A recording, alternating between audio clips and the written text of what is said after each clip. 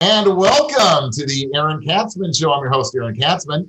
We're here to speak about your life, your money, and your investments. And as always, we're coming to you from the spiritual and soon-to-be financial capital of the world, Jerusalem, Israel. If you got any questions or comments, feel free to email me at Aaron, Aaron, at lighthousecapital.co.il. That's Aaron at lighthousecapital.co.il. You can check me on the web at www.aaronkatzman.com. That's www.aaronkatzman.com. Be sure to follow me on both Twitter and LinkedIn. And of course, subscribe to our YouTube channel. So it is my honor to introduce to you today Ariel Rosenzveig, who is a lawyer based in New York. He graduated from the Benjamin Cardozo School of Law in 2011. And he's been practicing law ever since. During his summers while in law school, he interned with the U.S. Commodity Futures Trading Commission in New York and with the Securities Futures Commission in Hong Kong, China. We may have to speak about that. That's pretty cool. He served on the staff of the Cardozo Public Law Policy and Ethics Journal. He volunteered with Cardozo Advocates for Battered Women. He worked as an arbitrage trader for a small prop trading firm on Wall Street. He's got a lot of experience in law, that's for sure. And most importantly, he specializes in a very, very interesting field, which is called elder law. So I'd like to welcome to the show, Ariel Rosenzveig. Good morning, Aaron, or good afternoon, Aaron. Thanks so much for joining. So I'd like to dive right in. The reason we brought you on the show today is it's something that's been going on with my personal practice and things I hear all over the place. And that's, none of us want to die, right? We never want to die, whether, no matter what it is. But unfortunately, right, death and taxes are the two things you can look forward to in life. There have become big issues for Americans who die abroad. Is that correct? And if so, can you sort of fill us in on what those issues are? Absolutely. So Americans who die abroad often moved, particularly on the Israel end, made aliyah later on in life, amassed their wealth, whatever that is, in the United States, and left their assets in the United States under the management of Aaron Katzman and his group, for example, and their U.S. assets, and all sorts of reasons that you could speak to better than I can, they do that. They leave their assets and investments in the United States. What happened, and people think, oh, just like when I was in the United States, I could just name beneficiaries on my account, whether that's a good thing or not a good thing in general to have beneficiaries, depends on your circumstances. But assuming it is in the United States, people think, well, I'll just leave it that way. I'll leave it that way when I move to Israel, for example, and everything will be fine. The problem that exists is a jurisdictional one. What I mean by that is that the IRS wants to make sure that any assets that leave the country or that belong to a decedent, belong to a person who just passed away, who lived abroad at the time of their death, that asset, they can make sure if there's estate taxes owed, they get paid. So even before beneficiaries get their resources, people think, oh, just like in the United States, a beneficiary will just get a distribution. They won't until a financial institution, because the last thing a financial institution wants is egg on their face or to get into the crosshairs of the IRS.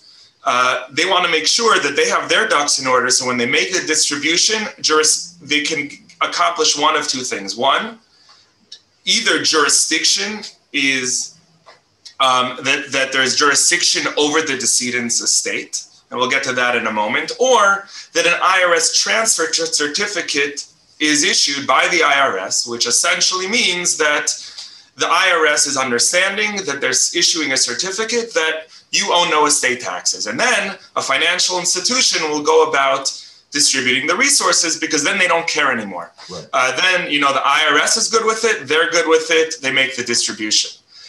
The other way to deal with this, and sometimes this is necessary, is probate.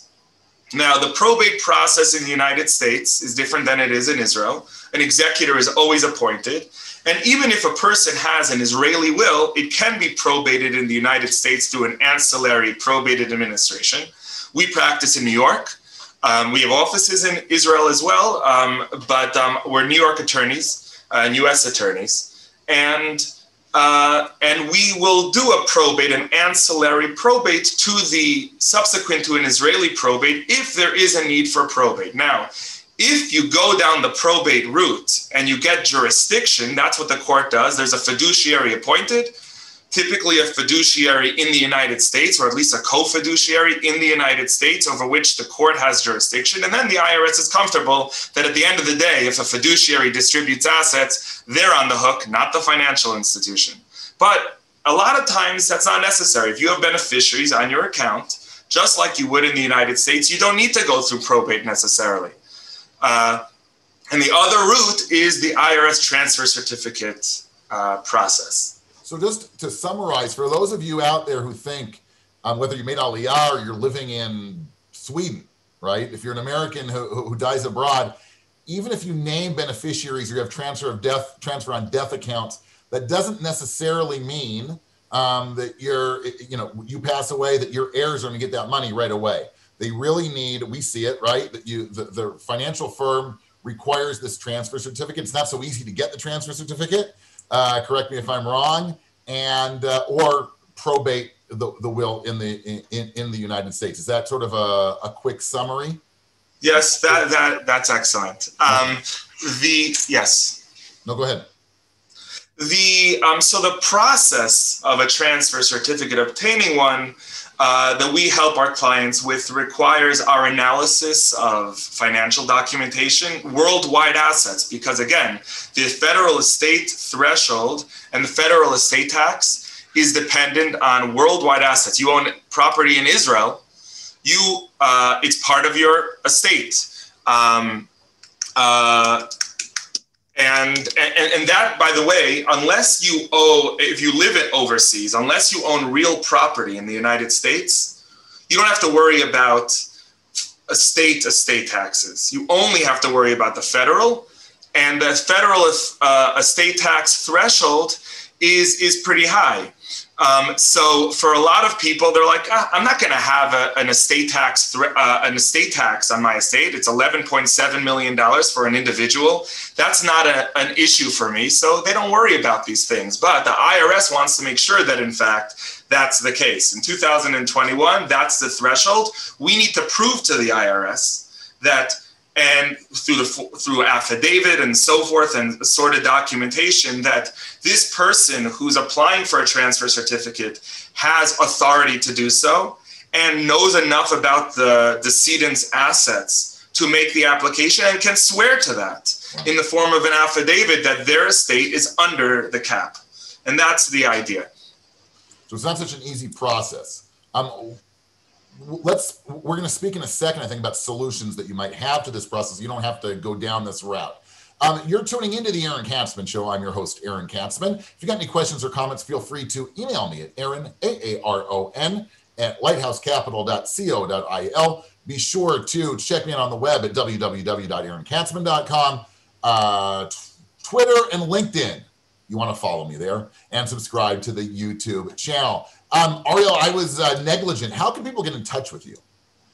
So they can reach us, our law firm number. They can find us on the web at www.ejrosenlaw.com. We're a father-son team. I work with my father, Eli Rosenzveig. He's based in Israel most of the time, and he has an expertise in tax, all things tax. We practice tax, elder law, trust and estates, employment law, mediation, and we're U.S. attorneys. We're not Israeli attorneys, but we do all that. I can be reached by email as well at ariel@ejrosenlaw.com. You can call our direct line, 914-816-2900. But there are lots of ways to find us. First step, I would say, is the web, is our website. You can find us through that. And I'll have that information in the notes on the video also, so people can find you that way. So we're speaking about the dreaded transfer certificate, or if an American citizen dies abroad, how the heirs can actually inherit the money. So what are some solutions that you have that people can plan for so they don't have to go down this route? What are sort of the traditional ways or structures that people can set up their finances, their investment accounts, so that they don't need the transfer certificate or the probate?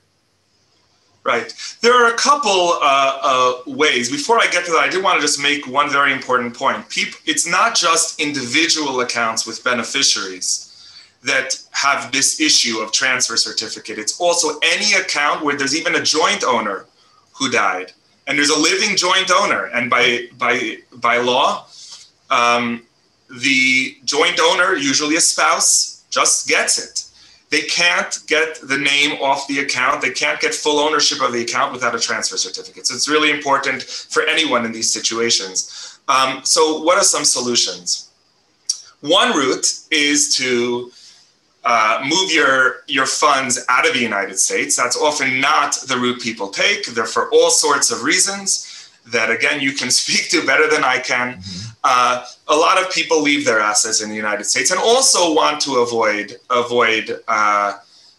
this problem, this tax transfer certificate problem. In some instances, probate is the route to take. It depends on the circumstances, and that would obviously get you out of the tax transfer certificate problem, but it would require probate. Sometimes it's beneficial to go through probate and not have beneficiaries on an account. So every situation is different, but the way to deal with the tax transfer certificate issue is to have a U.S. trust established and to fund that trust with your assets. And the reason for that is as follows.